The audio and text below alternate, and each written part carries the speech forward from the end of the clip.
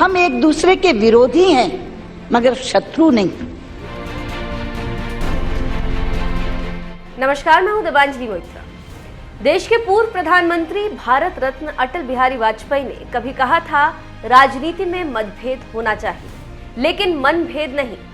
और ये बात अटल बिहारी वाजपेयी खुद पर भी लागू करते थे। तभी तो उन्होंने भरे सदन में कांग्रेस की दिग्गज नेता और पूर्व प्रधानमंत्री इंदिरा गांधी को दुर्गा तक कह दिया था। अटल बिहारी वाजपेयी चाहे सत्ता में रहे हों या फिर विपक्ष में, उन्होंने हमेशा विरोधियों का सम्मान किया। और यही बात बीजेपी की दिग्गज नेता रही सुषमा स्वराज में भी देखने को मिला। जब वो लोकसभा में विपक्ष की नेता थी तो उसी दौरान उन्होंने एक ऐसा भाषण दिया था जिसे आज भी लोग याद करते हैं। यहाँ तक कि दिग्विजय सिंह जैसे कांग्रेस नेता भी तमाम नेताओं को नसीहत देते हैं कि सुषमा स्वराज का ये भाषण सभी नेताओं को एक बार जरूर सुनना चाहिए।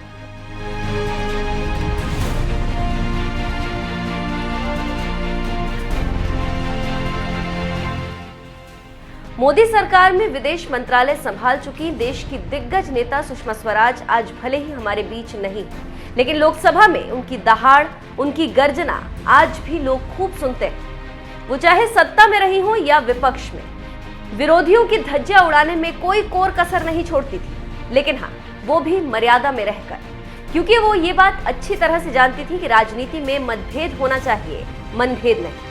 तभी तो साल 2014 में मनमोहन सरकार की दूसरी पारी जब खत्म हो रही थी तो उस वक्त विपक्ष की नेता के तौर पर जिम्मेदारी संभाल रही सुषमा स्वराज ने 15वीं लोकसभा के आखिरी दिन ऐसा भाषण दिया था जिसे सुनकर जहां पूरा देश दंग रह गया था, तो वहीं सदन में बैठे तमाम कांग्रेसी भी हैरान रह गए थे। क्योंकि विपक्ष की नेता के तौर पर जो सुषमा स्वराज मनमोहन सरकार की धज्जियां उड़ाकर रख देती थी, वही सुषमा स्वराज 15वीं लोकसभा के आखिरी दिन कांग्रेस नेताओं की जमकर तारीफ करते हुए नजर आई थी। आप भी सुनिए सुषमा स्वराज का वो भाषण।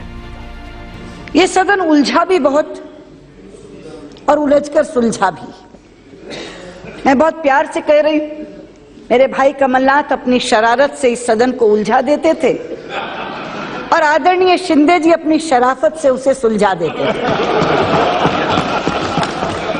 और इस शरारत और शराफत के बीच बैठी हुई सोनिया जी की मध्यस्थता, आदरणीय प्रधानमंत्री जी की सौम्यता, आपकी सहनशीलता और आडवाणी जी की न्यायप्रियता के कारण ये सदन चल सका। और आज के दिन मैं अपने पूर्व नेता सदन को भी याद करना चाहूंगी, आदरणीय प्रणब मुखर्जी को, लोकतांत्रिक संस्थाओं में जिनकी आस्था ने भी इस सदन को चलाने में बहुत कारगर भूमिका निभाई। ये इसलिए हुआ क्योंकि भारतीय लोकतंत्र के मूल में एक भाव है। और वो भाव क्या है?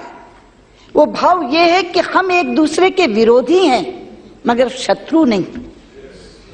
और हम विरोध करते हैं विचारधारा के आधार पर, हम विरोध करते हैं नीतियों के आधार पर, हम विरोध करते हैं कार्यक्रमों के आधार पर। अलग अलग है, इख्तिलाफी विचारधारा है, अलग अलग नीतियां बनाती है सरकार, अलग अलग कार्यक्रम बनाती है, उस पर हम आलोचना करते हैं। वो आलोचना प्रखर भी होती है, लेकिन प्रखर से प्रखर आलोचना भी भारतीय लोकतंत्र में एक दूसरे के व्यक्तिगत संबंधों में आड़े नहीं आती। भाजपा संसदीय दल के अध्यक्ष के रूप में आडवाणी जी से मैं मार्गदर्शन लेने जाती थी। वो हमेशा मुझे एक ही निर्देश देते थे, सदन की गरिमा के अनुरूप ही आचरण करना है। दलगत राजनीति से ऊपर उठकर हमेशा उन्होंने मुझे सुझाव दिया और मैं आज इस सच्चाई को स्वीकार करना चाहूंगी कि नेता प्रतिपक्ष के रूप में जो भूमिका मैं निभा सकी वो आदरणीय आडवाणी जी के आशीर्वाद के कारण निभा पाई। अध्यक्ष जी, अब हम चुनाव में जा रहे हैं। चुनाव में जाते समय चाहिए तो यह था कि मैं विजयी भव का आशीर्वाद देती सबको, लेकिन वैसा करूंगी तो असत्य होगा। इसलिए मैं विजयी भव का आशीर्वाद तो नहीं दे पा रही, लेकिन यशस्वी भव का आशीर्वाद सबको दूंगी। मैं चाहूंगी कि यशस्विता से हम सब चुनाव लड़ें।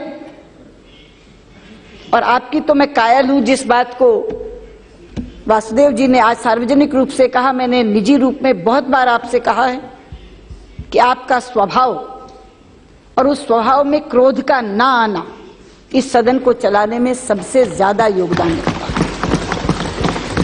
इसलिए मैं कहना चाहूंगी कि हम सब यशस्विता से चुनाव लड़ें, जनता जिसे जिताकर भेजे, क्योंकि लोकतंत्र में जनता की अदालत सबसे बड़ी अदालत होती है।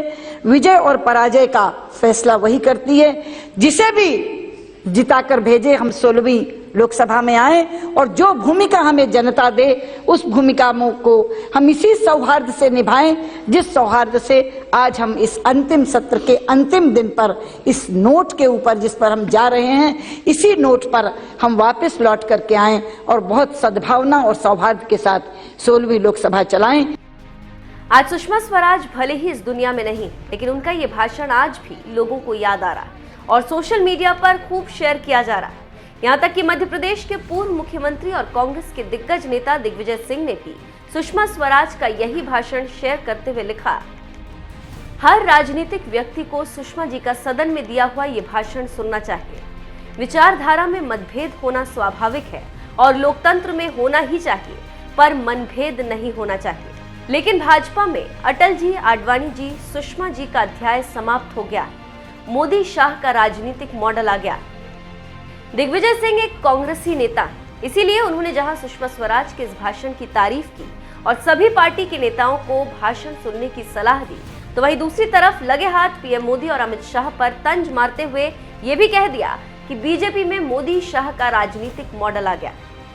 बहरहाल आपको बता दें कि सुषमा स्वराज ने साल 2014 में विपक्ष के नेता के तौर पर यह ऐतिहासिक भाषण दिया था और उसी साल हुए लोकसभा चुनाव में उनकी पार्टी बीजेपी प्रचंड बहुमत के साथ सत्ता में लौटी, जिसके बाद नरेंद्र मोदी जहां देश के प्रधानमंत्री बने, तो वहीं सुषमा स्वराज देश की विदेश मंत्री बनी। जबकि कांग्रेस का ऐसा सफाया हुआ था कि विपक्ष पे बैठने लायक सीट भी नसीब नहीं हुई थी। बहरहाल सुषमा स्वराज चाहे विपक्ष में रही हूं या फिर सत्ता में, जिस तरह से वो दमदार भाषण देती थी, उस पर आपका क्या कहना है? अपनी राय हमें कमेंट कर जरूर बताएं।